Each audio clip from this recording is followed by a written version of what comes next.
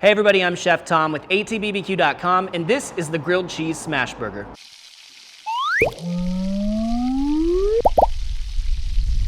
Well, today we're cooking off a month-long series on burgers, and we're starting with the grilled cheese smash burger. We're gonna take 2 delicious sandwiches and turn them into one, putting that smash burger patty right in between 2 grilled cheese sandwiches. It's super simple, doesn't take any special skills, but it's gonna make you look like a genius. So let's jump right in. So we're gonna start by forming some 1/3 pound patties out of this 80/20 ground beef. And I'm not gonna mess with the scale right now, we'll just eyeball it and go into quarters here.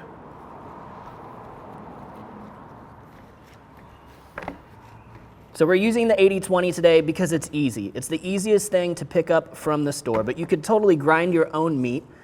And as we get to the end of this series, we will go through some of that, grinding some brisket, talking about some different grinds that you can do. But for the most part, you're gonna be happy with an 80/20, especially on a smash burger, diner burger kind of thing like this. So we don't actually have to patty these up all the way. We just need to get them into balls so that we can smash them down with a weight once we get them on the griddle. So next we're gonna get into the grilled cheese portion, and we're doing 4 of these today, which means we need 8 grilled cheese sandwiches. So we're gonna start by spreading these out, and then we're gonna add our cheese filling to the middle. Now for the grilled cheese filling, we're gonna do something a little bit different today by making a spread to go in the center. We're gonna start with a couple cups of sharp cheddar. We're gonna add to that a 1/2 cup of roasted red peppers. And then add to that about 3/4 of a cup of mayo. So this is kind of similar to what you've seen as like a pimento spread. It's not the same thing exactly, but sort of modeled after that pimento idea.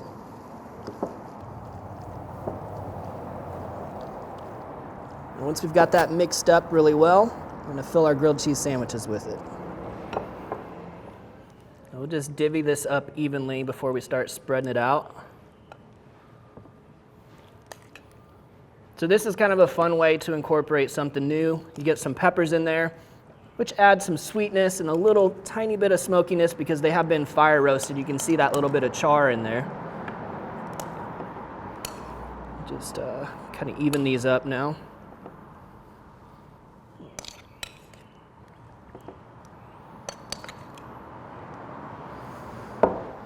So we'll just kind of spread this to the edges now. Get some good coverage.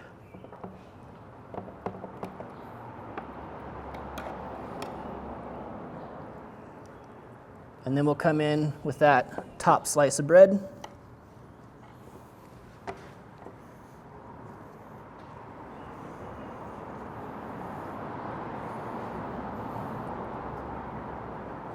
There we go. Grilled cheese are ready to go.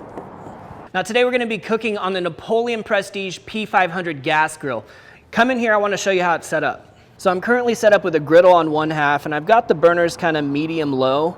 When it comes to grilled cheese, I never wanna go too hot starting off. So right now, we're reading about 300 to 325, and that's a good place to start. We can always crank it up later. On this half of the grill, these burners are completely off. This is gonna be a warming zone for our grilled cheese that we can move them off to. I'm just gonna start by brushing a little oil on the griddle here. Make sure you've got a heat-resistant silicone brush. You could also either butter or even mayonnaise the outside of the sandwiches. It just takes longer to do that. Easier to brush it on. All right, let's start getting our sandwiches in here. A little sizzle immediately, which is good. We don't want it too hot, but we don't want it so cool that it's soaking up the oil rather than toasting. We may have to go in 2 rounds here to get everything on.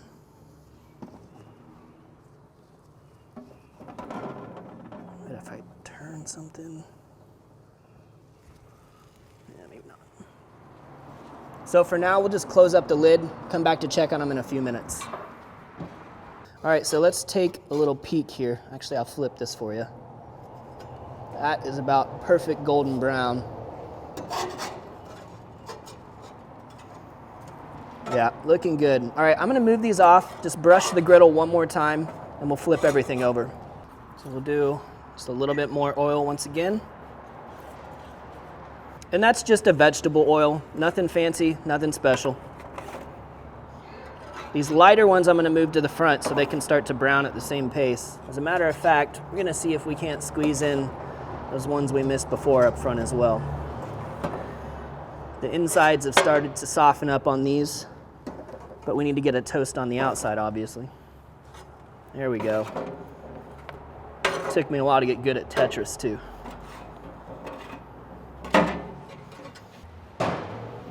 Oh yeah, these are looking good.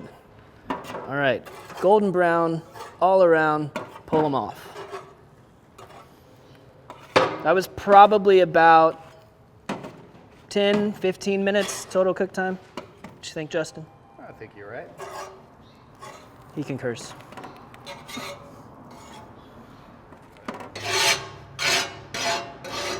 Just gonna clean up this griddle a little bit, get the mess out of the way. Then we're gonna turn these burners up just slightly. So let's put them at like a solid medium now. If you're cooking on a pellet grill, you're probably looking at about 425, 450 at this point. All right, and I don't want these to get too overdone before we're finished with the burgers, so we're gonna move those off to the side. We can always warm them up on there later. So the grilled cheese are done. Our griddle has heated up now to over 400 degrees, so we're ready to smash our burgers and get them cooking. All right, so once again, just a light coat of oil. Probably not as necessary with the burgers as they have plenty of fat in them. And then we're gonna take each ball. You can hear that sizzle is getting started. And we're gonna take our grill press, and I'm just gonna oil this so it doesn't stick. I've learned this from experience. And then smash down until you got about the size you want. And we need it pretty big to cover those grilled cheese sandwiches. And that's all there is to it.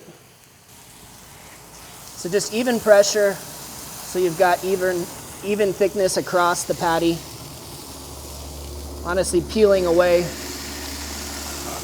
with the stripes helps with the grates there. And then we want to hit these with a little seasoning. And today we're using the Cattleman's Grill Tuscan steak. So a great beef seasoning. Of course, you've got garlic, you've got salt, a little red pepper, and then just a nice tinge of Italian spices. A lot of heat coming off the griddle right now. And I don't want to overcook these burgers, so I'm going to leave the lid up so we don't trap too much heat for now, because we can always trap it later if we need to. We're not going to rush this though. These will release when I stop being impatient. All right, so we've got a nice release. We've got a nice little crust going here. Time to flip these. And one thing that's important to remember with smash burgers is that when we say smash, we don't mean keep pushing on them the whole time. We press them out once and then we let them cook so that they retain as much juice as possible.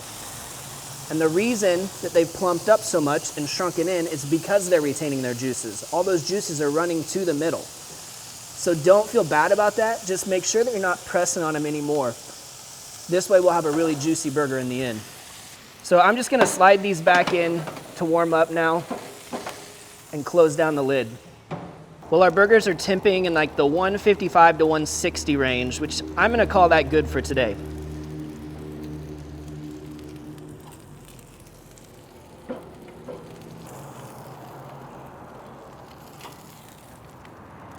So now we're gonna build our burgers. We're gonna start on the bottom with some of our maple mustard. It's a nice little bit of sweetness and tanginess.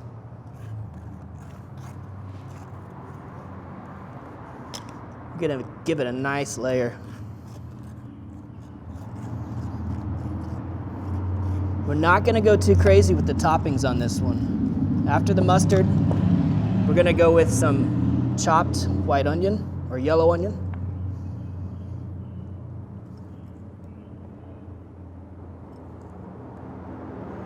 And then we'll get our burger on there and top it off with some pickles.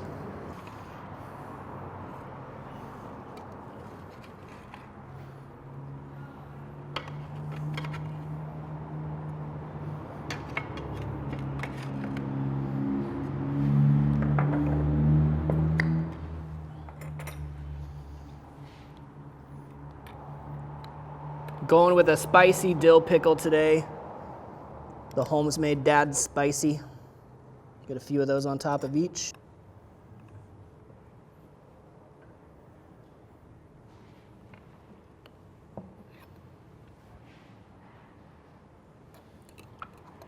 And then we'll top bun it.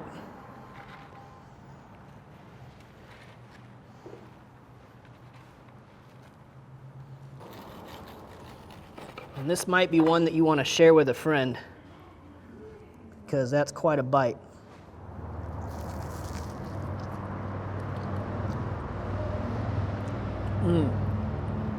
Is it all over my face?